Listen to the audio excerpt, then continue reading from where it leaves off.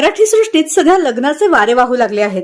लागिरी झाल्याची फेम भैयासाहेब म्हणजेच अभिनेता किरण गायकवाडने देखील अलीकडेच अभिनेत्री वैष्णवी कल्याणकर सोबतच्या प्रेमाची कबुली दिली.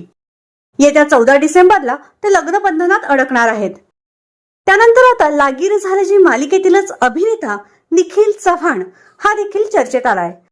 नुकतीच त्याने किरण गायकवाडचा ठरल्यापासून लिओ पण विचारतोय तुझं कधी अशी पोस्ट शेअर केली आहे. त्यामुळे निखिलच्या लग्नाची देखील चर्चा रंगली आहे. निखिल हा गेले काही वर्षे अभिनेत्री अनुष्का सरकटे हिला डेट करत असल्याच्या चर्चा आहेत.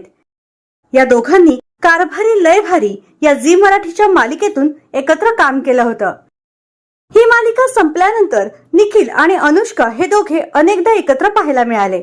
यावरून ते दोघे एकमेकांच्या प्रेमात आहेत असे म्हटले जाते.